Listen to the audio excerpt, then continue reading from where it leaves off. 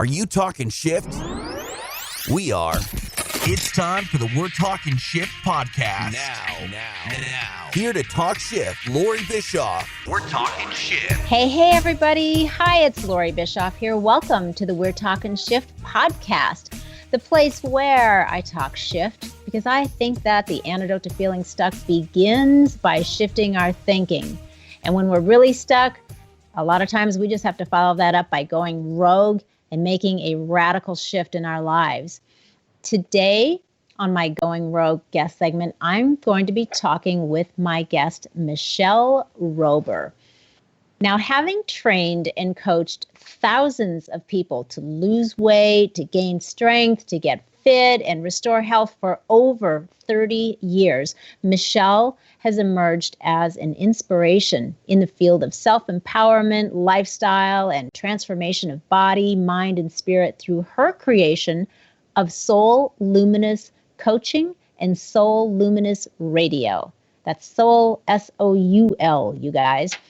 Michelle is a health and empowerment coach. She's a writer, a speaker, and a spirited entrepreneur. She began her business, which is 121 Fit Inc., as a single mom of two young boys, having very little income, and she took that from no clients to accumulating sales, measuring in the millions through her personal training and her weight loss programs, her wellness offerings, and her state-of-the-art wellness campus, featuring a fitness center, an orthopedic clinic, a physical therapy place, a holistic spa.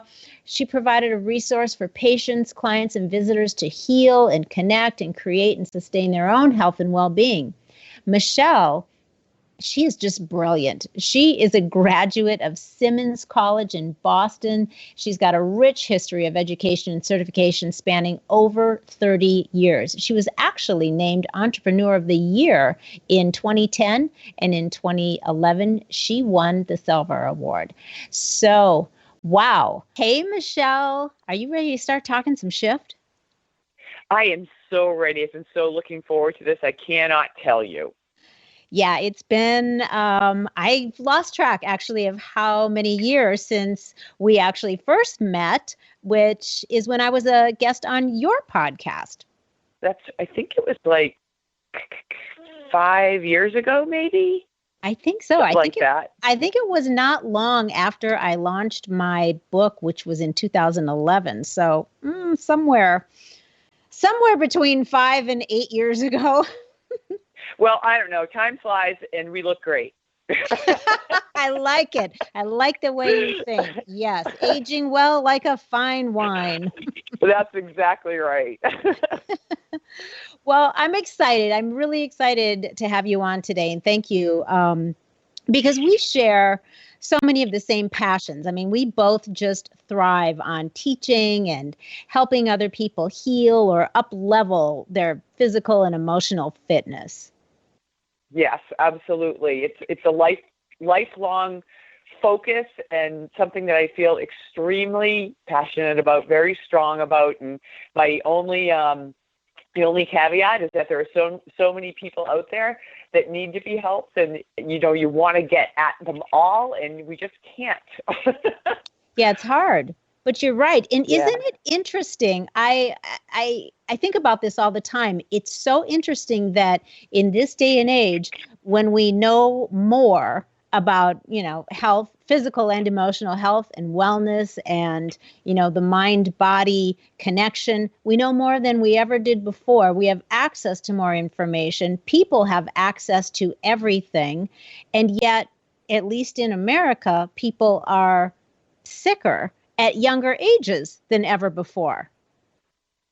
Yeah, they are. I mean, as well as I do that, we kind of became victim of that with the whole big agriculture movement and then pharmaceuticals and that other stuff and just that fast-paced lifestyle.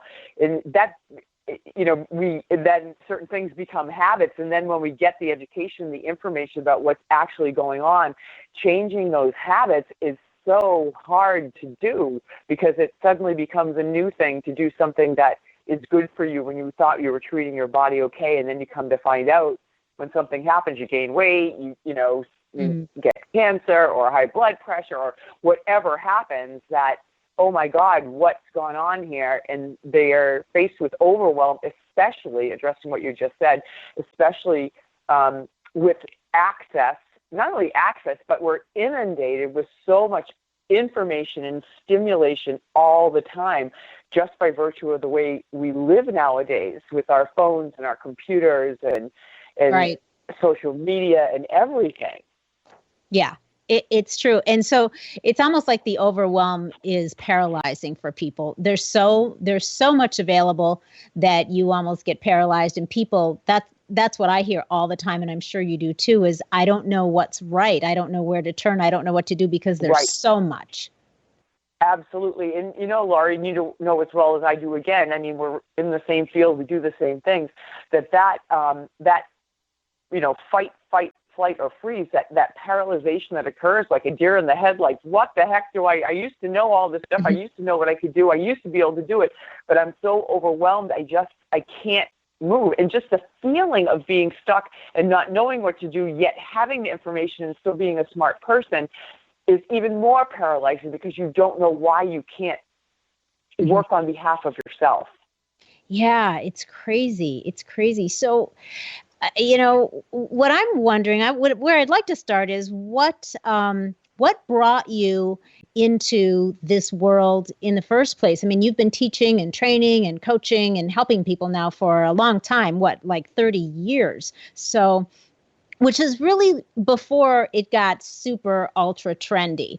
So what was it that initially drew you into the whole world of health and wellness and then making that a career? Well, I was always involved in sports. I was heavy duty into sports. So I was a jock. I wasn't, in the other cliques that I was just into sports. And that team mentality was a real big thing. And I loved it. And I loved working out. And I loved being in the outdoors. Well, actually, back then, working out was different. I mean, now we're talking even more years, 35, 36 years ago. But it was different than the way we look at it now. Sure. And way back then, there was the advent of, like, in where I live over here in the East, where, over in the West, it was, more popular, but it took a little time to cross the country. But, gyms and Nautilus first came out. And so gyms and bodybuilding, right? Rachel McClish and Corey Everson, and like all these bodybuilding women started to emerge. And being a woman in sports myself, I was always independent, and you always fought for what you wanted, and you wanted that win, and you did what it took. And so when the physical fitness kind of craze emerged in a more profound way, rather than just leg lifts and leotards, when it came out, I got involved in it through my sister. And after I graduated college, I'm like, you know what, we're going to open up our own gym. Like, that's because people need to know what they can do with their bodies, what kind of changes they can make. Today we deal with it in our careers in a much more profound level that has way more of a far-reaching impact, because we know the science of epigenetics, we know, about the microbiome, we know what happens to our mind body, not just our body, when we exercise these disciplines. But I was brought into the health industry way, I'm so amazed that I'm talking so many years back, but that's what brought me into it. And then ever since then, I just had a series of health clubs, and it emerged into something far more important to me. It's become what it is today, so I can help people on a much greater level. Yeah, it kind of has, what we've learned is that it really isn't just physical health and wellness and working out. It's not just something that you do a couple times a week. Really, the whole mind-body connection thing is, it's a way you think, and it's a lifestyle about how you live. In all of those aspects, they're all connected.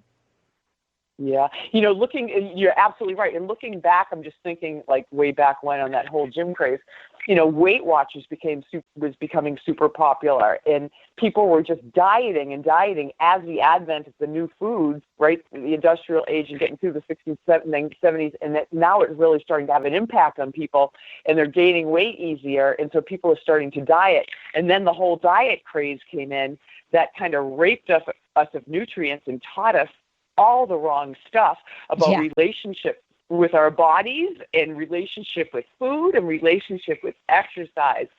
So I am so happy that after that apocalypse of the diet industry and just the way we're producing and making food now, that it's all, and we're helping it all to come around to help people not only get educated, but to help them realize the power that they have with their thoughts and their words and their perspective and their own desire, how they can bring it all back around to make their lives incredible, like within a short period of time, if they just kind of embrace the very foreign concept of putting yourself first and getting back to basics and realizing your body is a divine and miraculous resource, and it does what it does the way it's supposed to do always.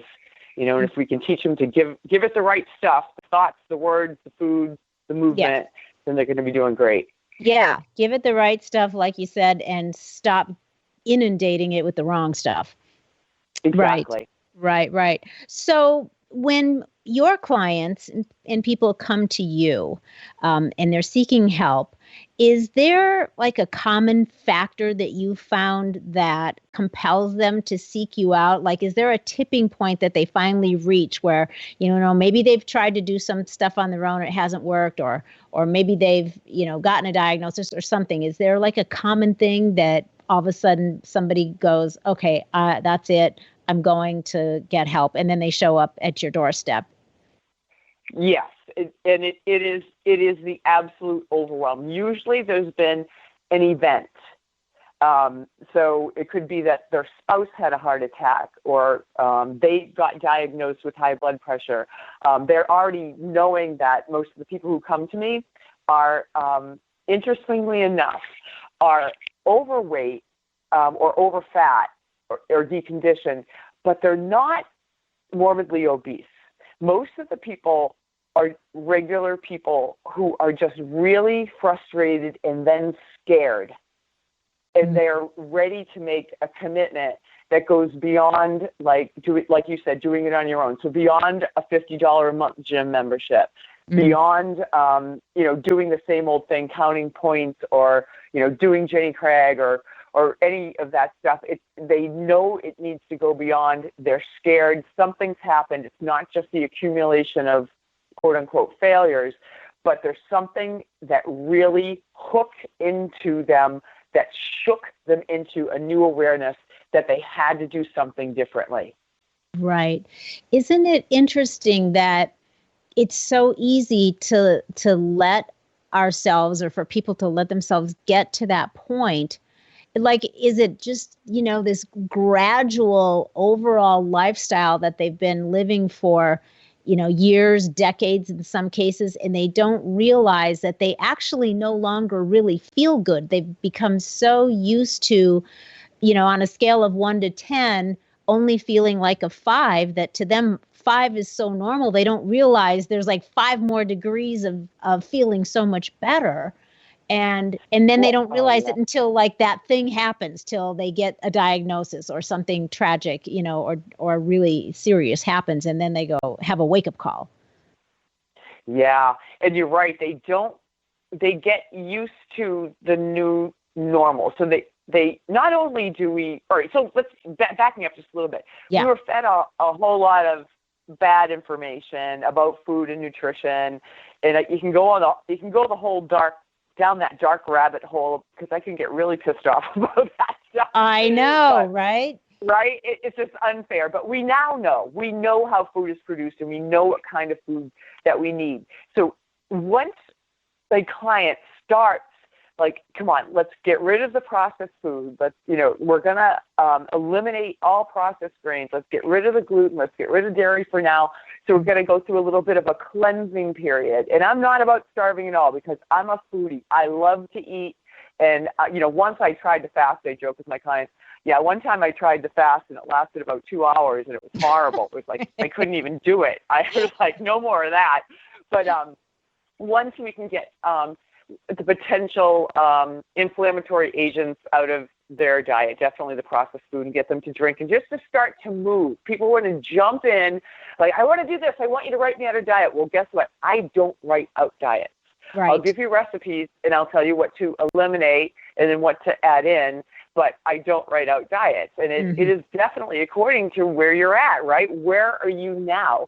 So if you're a junk food junkie and that's all you live on is food out of packages, then that's going to be a real big deal for you. So we're going to have to look at what's possible for you to be able to sustain your choice. Because if we went 100% organic and you're cooking everything on your own and you haven't cooked at all, then now you need to know how to cook. You need to know how to shop. You need to that's too much. Yeah. Right? Yeah, That's you can't sustain it. Right. Right. So if we can get you to make these first healthy choices, start to move, let's get rid of as much processed food as you can feel comfortable with right now. Let's introduce, more greens and fruit that you like, and start to keep a little bit of a food journal so I can get some feedback as to what's going on. I mean, within 3 days, even a day, people are always saying, oh my God, I can't believe it. I can't believe already how much better I feel. Already I've dropped 3 pounds, because getting rid of that processed food, your body gets so plumped up. Reacting just because your body's trying to balance itself out, like with these different chemicals and additives it's being given, it's doing its job. It's us who has not been doing the job of feeding it the right stuff. But when people start to do the quote unquote detox, a food detox, they go all organic when they're ready for that. Some people feel like they have the flu for 5 days. Right. They are just, their body is going through so much with cleansing itself and rebalancing that they actually are feeling sick. Yes. And that to me is amazing. But once getting beyond that, then they start to feel better. That's just so awesome, because that feeds their motivation, and we can start to refine what I call their RDP. Everyone needs a relentless daily practice. And that relentless daily practice is, the food that you're eating, what's your food practice from where you are now, and what is going to work for you for now, from where you're at, what's your exercise practice, what's your meditation practice, what's your mindfulness all about, So we fill in the blocks on your own personal RDP and devise a practice that's sustainable for you at this point. And then when that becomes a little bit more automated and easy, it's not so much of a change, then we'll create a new one and bring you to the next level, kind of shimmy and shake your way into what's these next changes, so you can keep on keeping on and keep on feeling better. Right. Yeah, there's got to be for most people, it's the rare person that can make a radical shift in diet and exercise in that whole lifestyle and then sustain that. Most people really have to create these new habits, like you're talking about, one step at a time, so that it becomes a new habit, and eventually all of those new habits build on each other and you find yourself in a whole new way of living. Right. Yeah, because it's, I'm sure you've seen that same thing like you referenced, and I've seen it so many times where somebody gets to the point where they're fed up, and then they go, all right, now I'm doing this class and I'm going to go to this thing. I'm getting up at 5 every day, whereas they're used to getting up at 7. And, and the whole diet, they go 100%. And you're so excited for them. You cheer them on. That's awesome. But you're like, okay, how long are they really going to be able to sustain this? And usually, it's maybe 10 days. Yeah. Right. Yeah. They definitely start to stutter at 2 weeks. I mean, I see that in different classes that I hold, like my online classes or my group training classes that I do, everyone's like gung-ho in the beginning, and then they're like, oh God, life gets in the way. I'm like, no, life doesn't get in the way. That's life. That's life happening. You need to navigate your way with what you want. We need to fit this in somehow. We need to make this work for you, because that is never going to change. I have a client who's very, very successful in commercial real estate, and she's been coaching with me for a few years. And, people hear a few years, and it's just like, well, you know what? To make a significant impact on your life in a number of areas, of course, she came because she wanted to lose weight. And now she's really making that happen. But other things had to happen in order for her to really be able to give that focus to her exercise and her food practice, and to really make it her lifestyle. And one of those things was her job. Her career was a super high priority. And she's like, I can't lose weight until I stop traveling. And I'm like, well, when are you going to stop traveling? You sell commercial real estate. It's a global company. Mm-hmm. She couldn't stop traveling unless she changed her job. So what ended up happening is her goals became more career oriented. And because she had her non-negotiable, I'm always like to everyone, what's your non-negotiable? Uh-huh. Well, for most of us, our non-negotiable is, well, I got to go to work. I got to pay the bill. All right. Yeah. So no matter what, that's what you're going to do. Or if you have children, your non-negotiables are, I'm going to take care of my children. I got to be there home for them every night to make sure they're okay. Right. Sure. So what's your non-negotiable? You have to develop a non-negotiable. Well, for Karen, her non-negotiable was her job, and she is supremely ambitious. She really wanted to make it to this certain level. Well, through coaching and lining up her discipline with her eating and her exercise, as she exercised that discipline and getting a moderate exercise program going, and eliminating processed foods and learning how to travel and eat out at restaurants. So she wasn't necessarily losing all that weight that she wanted to, that 50 pounds, but she was beginning to chip away at it, and her energy was starting to come up, and she started to feel her ability to focus, and she felt like she had a little bit more control. Running with that, she started in her career to make these decisions. So as her discipline with her food and her exercise and her biology started to respond, her mental fatigue and fogginess cleared up, but she felt empowered by the way she was feeling and what she was doing, and so it started to escalate. Then her career shot forward. She reached all of her career goals just recently is culminated in this. And it paired with her exercise practice. So now she's like losing all this weight. She's more successful than ever. It's just like, it's amazing. But we had to make sure that different areas of her life, what was coming up first for her, even though she wanted to lose the weight, was her career and her ambition and where she needed to go. So we had to hook and hinge those together. Yeah. And address what was seemingly most valuable to her at that point, because it wouldn't get out of the way. So we had to tackle that with this. So almost like the food and the exercise took kind of a second spot in a way. Yeah. Right? Yeah. Do you have any experiences like that, Loree? Yeah, absolutely. And I think you're right, figuring out what's the priority that person is always going to choose over the exercise or the diet. And then, but once, setting them up for success is really, that is such an individual thing. And that's really what you did with her, knowing, where her priority was, knowing what was, as you call it, the non-negotiable.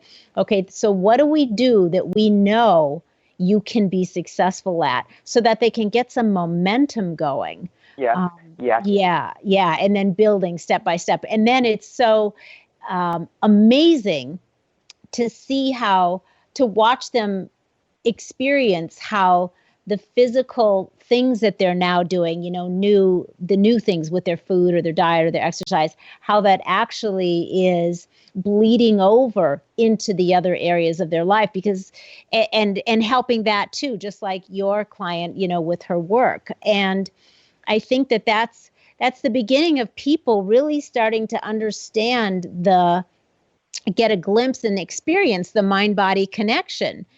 It's not, you just can't compartmentalize, that it's all related, and all those pillars, your mind and your body and your spirit, they all they all affect each other. So if there's a weakness in one area, if one is compromised, right, it affects the strength and the integrity of the other pillars. Exactly.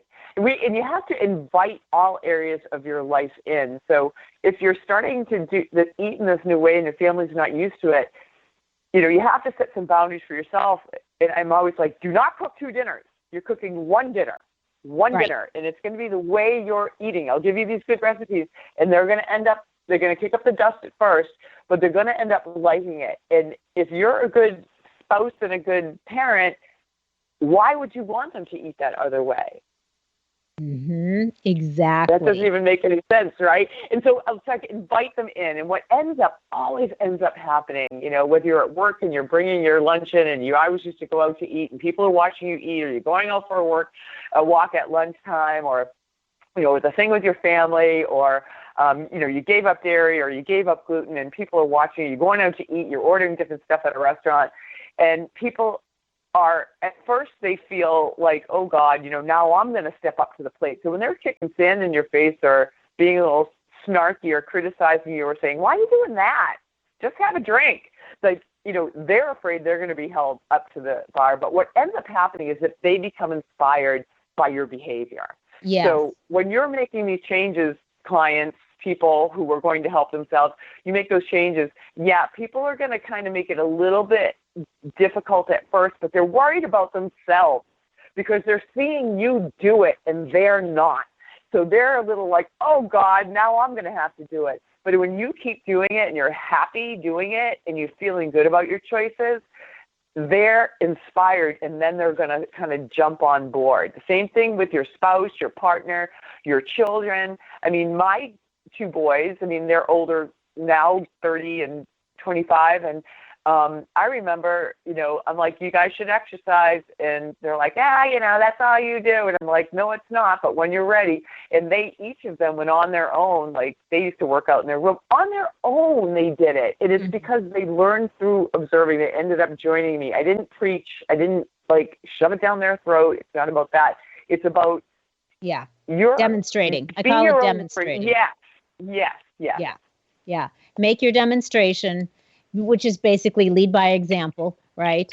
And and those who are going to get it and kind of catch it will, and whoever doesn't.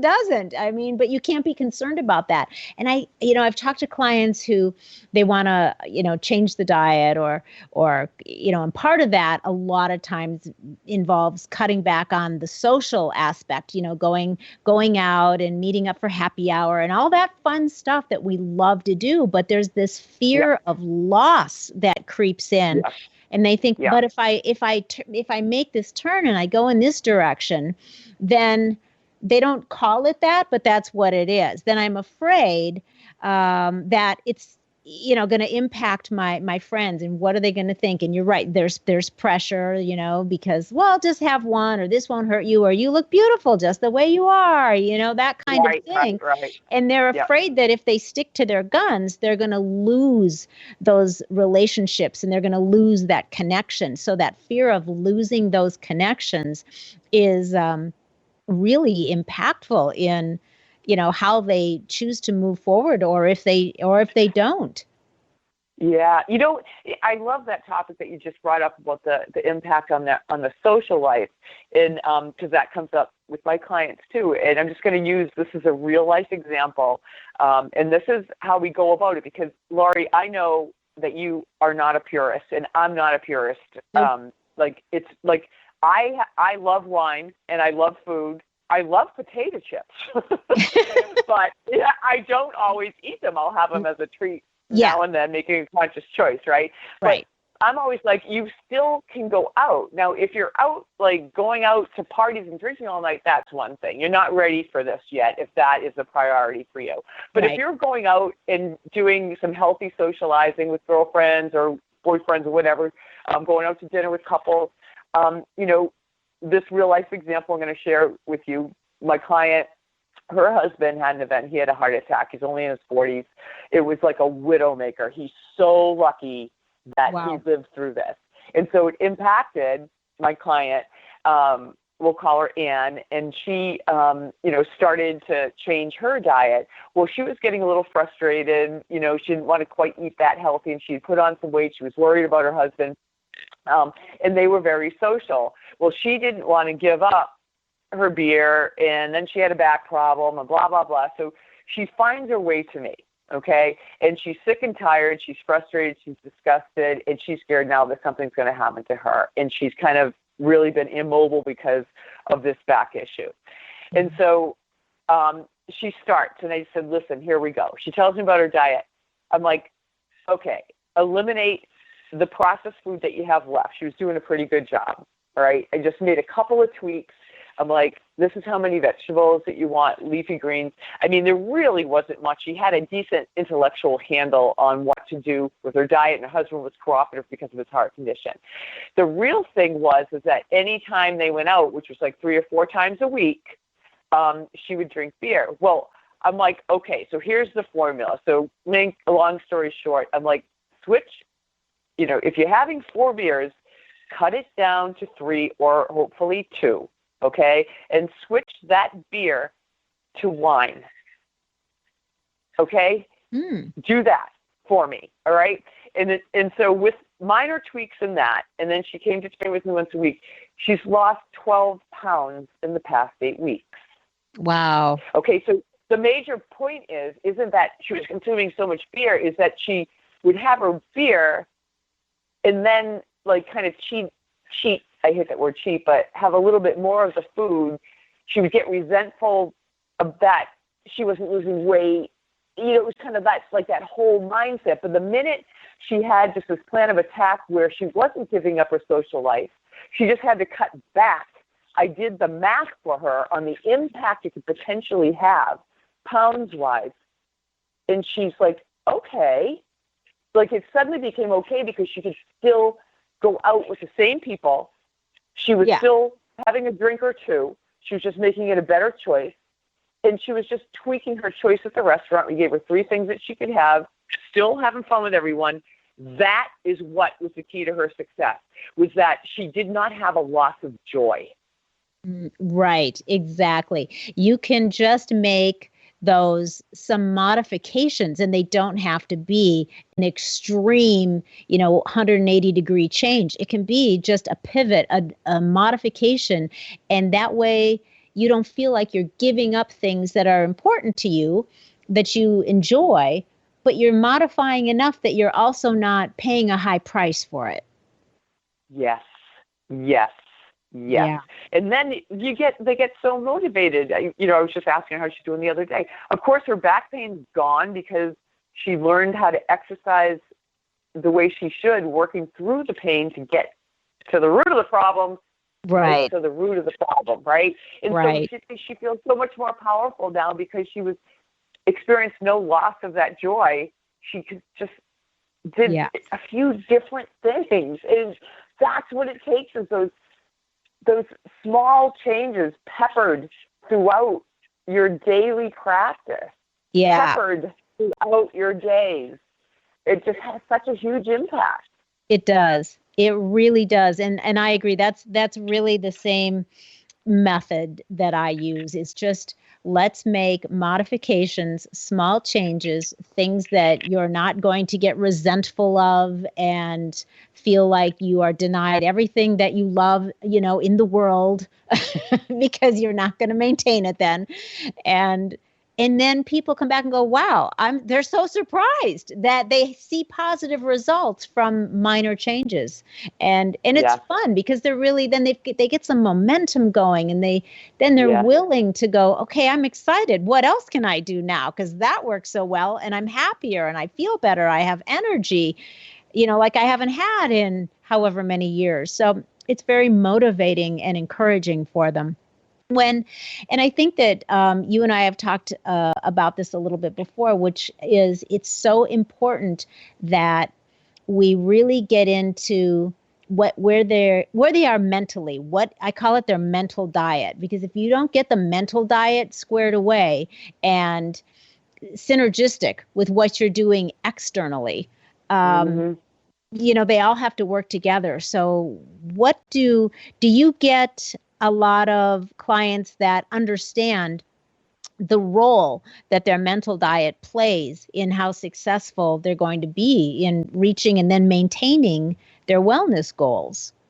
They definitely don't come in with that knowledge. They just come in with that desire, that urgency, that desperation, right? That they know they got to do things differently. So they've embraced that concept, although they're not aware that that change in perspective is key to their action.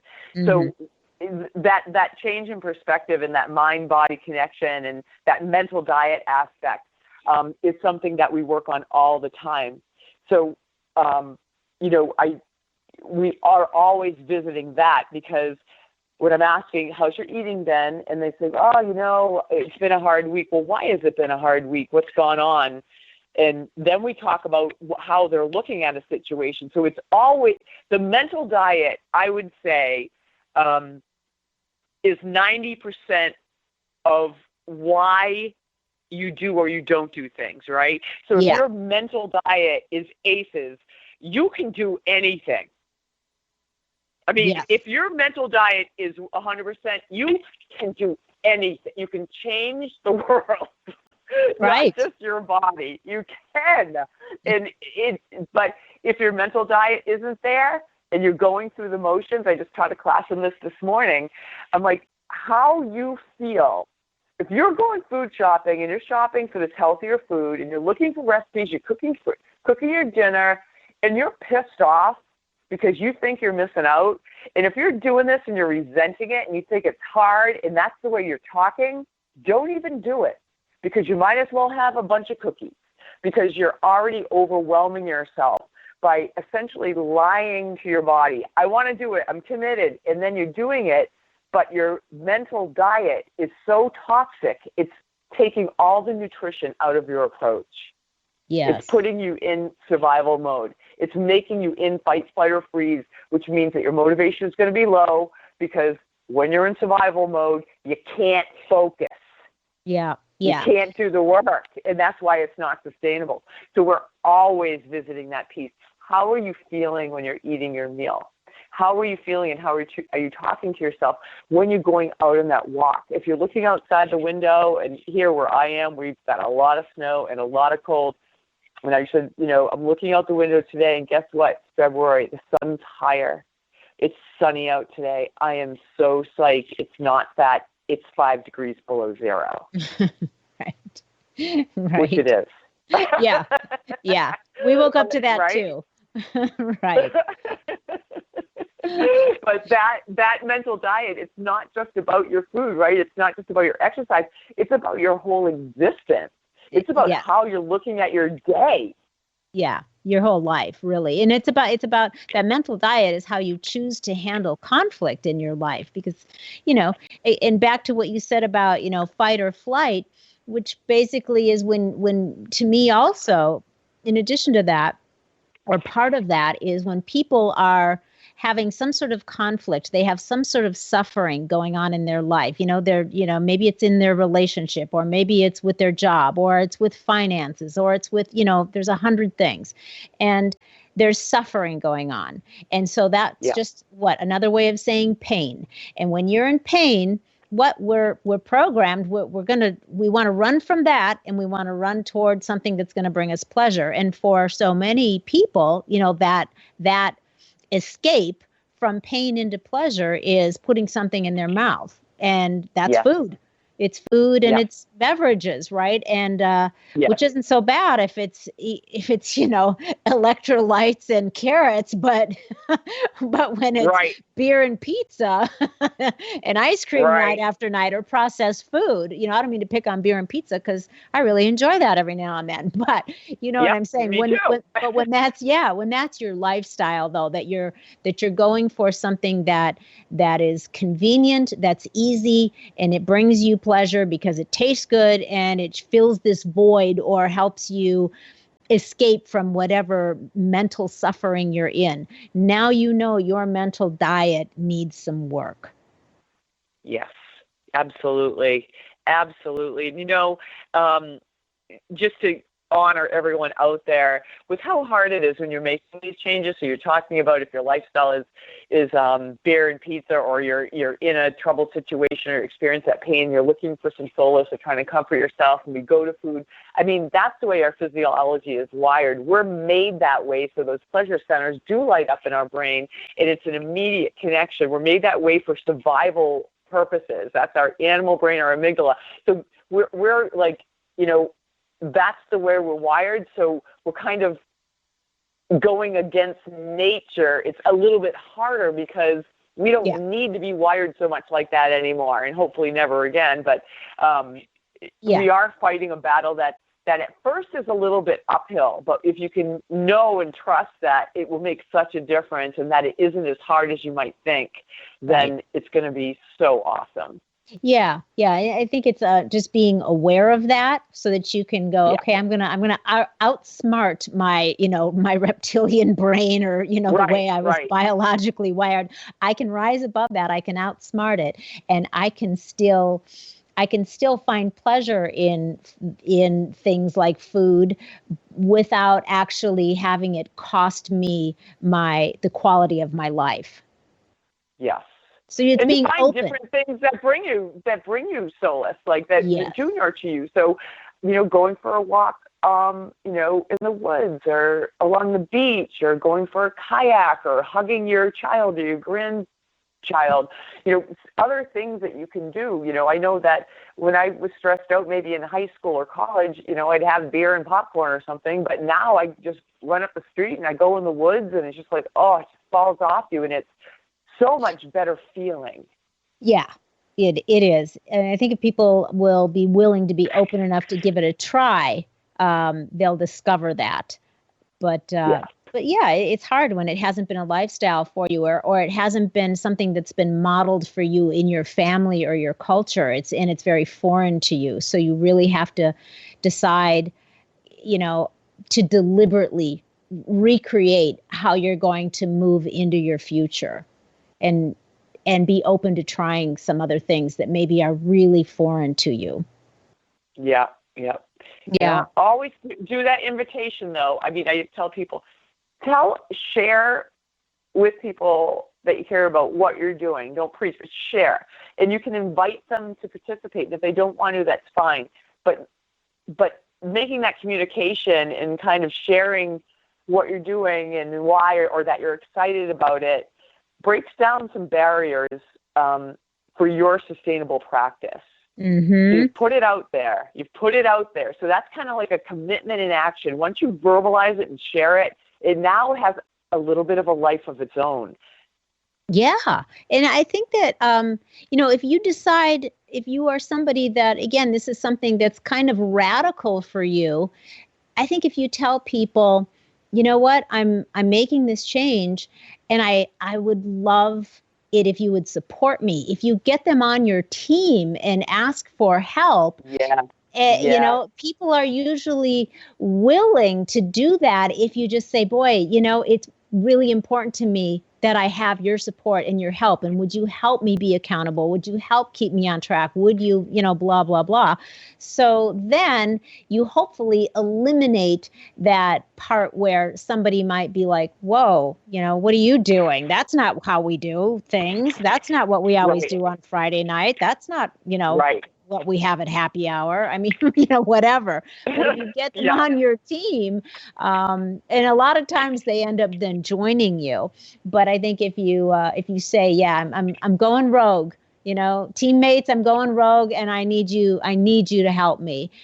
Which brings me to a question I always like to ask. Did you have a going rogue moment in your life at any point where, you had to do something that was really radical by your own standards, and it was, a decision that ultimately had a really positive impact on the course of your life, but it was a rogue move for you? Yeah, definitely. Just starting my own business with two young boys and getting going in that way was something that, I should have gone out and gotten a job. type of a deal. What are you doing? But that ended up growing into me building this huge wellness campus that, against all odds, I had no money. I got investors and all this stuff, and I built this huge wellness campus. It was this integrated thing with, orthopedists and physical therapy, and my health center was the center of the wheel, the hub of the wheel, with all these different other things going around. It was so interactive. Each business within the campus supported the other, so there were these inter-referrals, and it was just working famously. It was my absolute dream. The going rogue part comes in when my very good friends who were multimillionaires, investors, they started to turn. I'm like, what are you doing? Because they weren't in the fitness industry, they were the money part. And I had signed off my house and whatever money I had to support this, but they came in with the big bucks, and I had, a loan of, over $1 million too, in addition to their money. And I'm like, what are you doing? And they started to just go in these crazy directions and give away memberships and tell people. And I'm like, what are you doing? So the rogue aspect is that my relationship with money, okay, and how it was with just my self-esteem and everything, because I didn't have the money to do it myself. I felt inferior. I brought that inferiority, that feeling of diminishment with me in this whole relationship and building my dream. So there was a bit of a compromise there in building the dream. I accomplished it. It was successful. And then it started to fall apart, and I started to watch it falling apart because of their behavior. The growing rogue part is where I just said, okay, I am willing to risk everything by telling you that you need to go. Get out of this business. You have to go. And I knew what would happen. I knew that I would lose everything. And so I did. I told them that they needed to go, that I was going to sell the business because it couldn't do this like this. I was not going to compromise what was going on. That's not the way you run it. That's not healthy. That's not good for any of the people. That's good for my client. I have a staff of 22 people. I'm like, it's not good for them, but I'm going to try to make this work on my own and make sure that everything is as good as I can take care of it by selling this place and paying off the mortgage and getting, they wanted their money right away, getting that to them. Well, because they couldn't have their money right away, I just walked across the street to the hospital. I'm like, this is my 15-year plan. It's now only at year 8. But listen, I want you to buy this property. I know how much it's worth. I know that you wanted it because I bought it when you should have bought it, but you chose not to. And they wanted to buy it from me. And so I orchestrated this whole sale. But what ended up happening, much to my happiness, okay, is that the investors got so mad, okay, and this is the thing. My relationship with money was like I was diminished. I wasn't worthy enough. I didn't have the money, and I didn't feel good about myself. But then I'm like, screw that. I'm doing what the right thing is, and I am worth it, and I'm going to do the best that I can, even though I know I'm risking losing everything. And I did. I lost everything. I fought to the end, and I declared personal and business bankruptcy and started So Luminous Coaching and So Luminous Radio in my current practice, which is so much better. So much better. Like, Loree, you don't even know. Like, wow. I experienced like this huge, personal bankruptcy business. I remember the day I had $6.24 in my bank account. I was able to keep my house in my car. And I didn't have a job because that was my job, my business. It was gone. Yeah. I had to close the doors. And then I was walking down the street and I'm like, what am I going to do? And I looked up at I have a detached garage and I'm like, I'm going to go make that into an exercise studio. So I went upstairs in my garage and there were pine floors. It was my kids, my boys, like music room and stuff like that. I ripped it apart. I called friends. I'm like, do you have a weight bench? this is what I did. I put together my studio, and I did So Luminous Radio and So Luminous coaching, and never looked back. Amazing. Amazing. I know. But yeah, so the road part was like, everyone's like, Michelle, don't do it. Don't you know they're going to annihilate you? And I'm like, I am not. They're going to annihilate this business. I am not putting everyone through this. I want everyone to be okay. And everything worked out fine for everyone. But you had to, so you had to do something, though, that was really radical and something that you built that was your baby. You said, you really had some insecurities about certain aspects of yourself, with money and worthiness around it. So you had to muster the chutzpah, really, to put your foot down and take control of the situation and be willing to give it up. That's tough. Yep.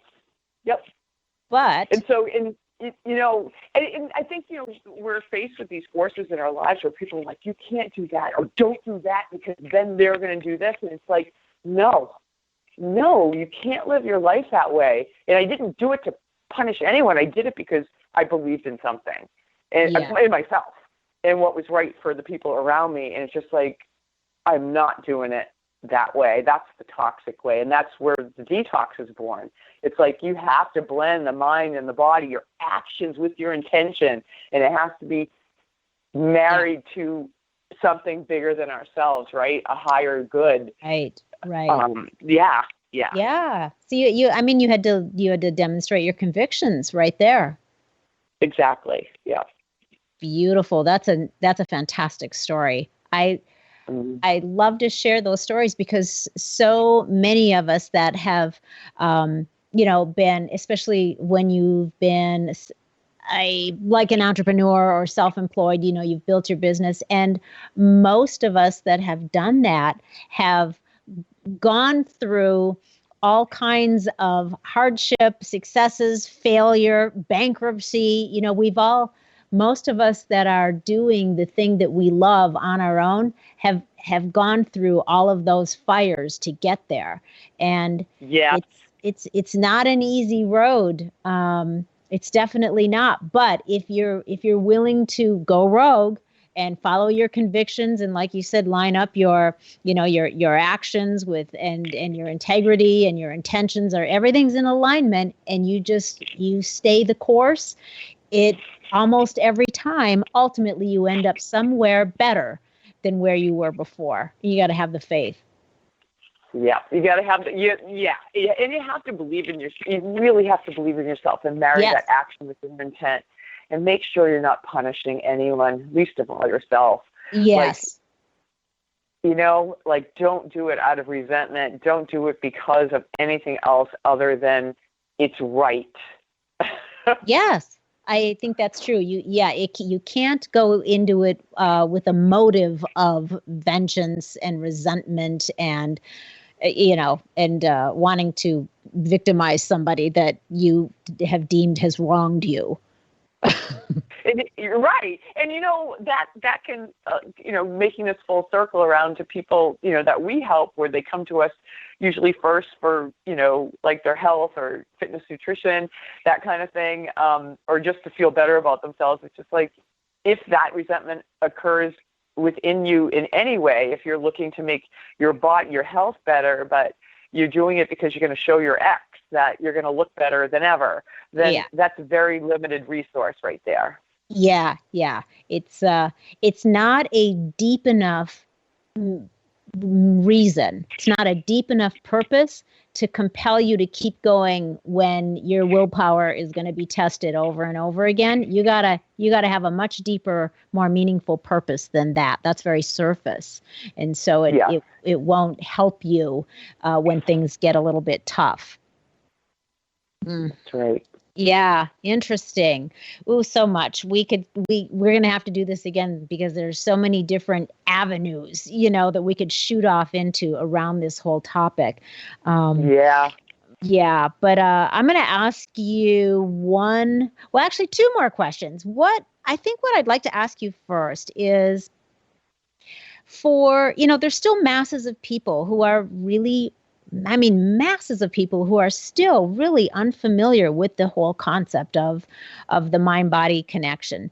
And, their mental aspect or view of themselves, it's very disconnected from their physical self. So what, if you have some tips or suggestions, what would you say or offer to people to help them just even start to bridge that gap, to become more mindful and aware of that connection so that they can be more proactive about cultivating a healthier mental diet that supports their physical wellness goals?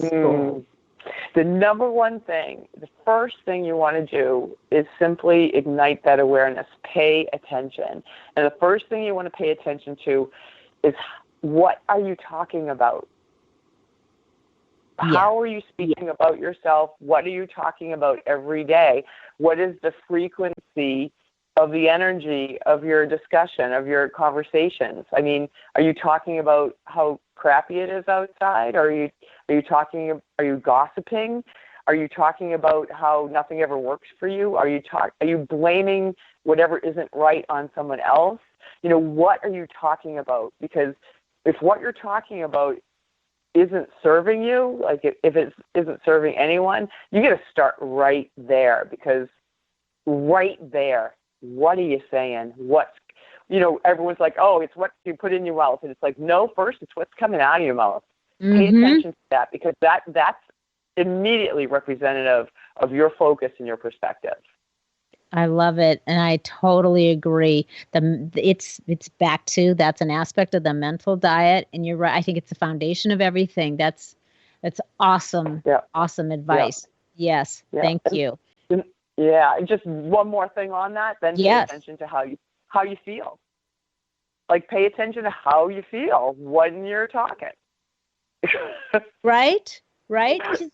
The more you do that, the more you feel, you'll notice that you don't feel very good when you're talking smack about people, and when you're in negative stuff is coming out of your mouth, or even talking bad about yourself. You won't feel good. Yeah. That's right. Even if it's somebody that you don't like, you won't feel good. But if you say good things about yourselves or good things about other people, even people that maybe aren't your faves, the family member that drives you nuts or whatever. Right. But you will notice, you will feel differently, and it will definitely be on the positive side of the scale, not the negative. Absolutely. Absolutely. Always. Yeah. Yeah. Every time. I think that is a awesome first step for sure. That's awesome. Great. Thank you. So you're welcome. What I would love for you to do, Michelle, is share where our listeners can find you and all of the services that you have to offer. And then I have one more question for you. Okay. Sure. You can get in touch with, you go to my website. It's soul, SOUL-luminous.com, soul-luminous.com. That's my website. Tell you how to get in touch with me. The absolute easiest way is Facebook. Direct message me if you're at all interested. I do free mini consultations just to see if it's a good fit, because, I don't do it all, and sometimes people aren't a good fit, but I like to offer that initial introduction, just giving you some of my time to see if it could work. And if it doesn't look like a good fit, I definitely have other resources to direct you to other incredible people that would be a good fit for you. So on my Facebook page, it's Michelle Rober. And it's also, my other Facebook page is Soul Luminous Radio. So both of those pages, you can access and direct message me on Facebook. Perfect. Thank you. And you guys, it's Michelle Rober, R-O-B, like boy, E-R, just to make sure they got that. Yep. Awesome. Thank you. So my last question is, what would you like to share with our listeners about the value of going rogue? Oh, man. The value of going rogue gives you a superpower. So it shows you, if you have enough conviction and you muster it up and you go rogue, okay? Again, not in anyone else's face, but just because it's lined up with your values and what's for a greater good, when you make that, you're fully supported. You become to believe that you're fully supported. Because if I had looked back, if someone told me when I had $6 in my checking account that day that I would be making more money, be happier, like just have more flow and ease in my life, doing what I'm doing now, I wouldn't have believed them. But every step of the way, the universe has your back. And if you don't retaliate, if you don't use any kind of negative energy, simply that I'm doing it, it's friggin' hard, I'm scared out of my mind, I could lose it all, but I'm doing it because I know it's right for me, then you know that you can do anything. Once you do that, you can do anything. And then on the other side of it, not only can you do anything, you know that you have that trust and that knowingness inside you, but you're an inspiration to others and you want to help other people find that same superpower within themselves. Oh, I love it. I love it, love it, love it. And this is such a fun question to ask everyone because everyone always has something a little bit different, and yet it's always like amazing. I love it. Mm-hmm. That's awesome. I love the whole superpower thing, and I think you're absolutely spot on. Wonderful. Oh, awesome. Wonderful. This has been Loree. Oh, yeah. Thank you. Thank you so much. You shared so many good things with everyone. I'm sure that listeners are going to benefit from this. And I am delighted that you spent this hour with me. I so appreciate you. And I look forward to doing it again. Oh, me too. And it's always awesome to collaborate with a fellow superhero to help everyone find that within themselves because it's there. You just may not have seen it yet. Yeah, exactly. All right, Michelle, this has been awesome. I hope to talk to you again soon. And thank you. Thank you so much, my dear. Absolutely, Loree. Thank you so much for this opportunity. Have a great day. Okay, you too. Bye-bye. Bye-bye. All right, everyone. I know that you got a lot of good stuff from Michelle today. She is amazing. So if you liked what you heard, please go over to the We'reTalkingShift.com website and leave me some comments, subscribe, give me some ratings. That would be awesome. And I would love to hear your thoughts about the show. You will also find all the links to social media there as well. So Facebook, Instagram, Twitter, it's all there. If you are trying to make some shift happen in your own life and you would like some private coaching with me, please connect with me there as well or on Facebook or on LoreeBischoff.com. Thank you all so much for listening. I love you guys. And until we talk again next week, stay feisty, my friends, and go make some shift happen. You too, Gary V. The preceding podcast was a TJ DeSantis production. Comments, questions, and inquiries can be directed to DeSantisProd@gmail.com.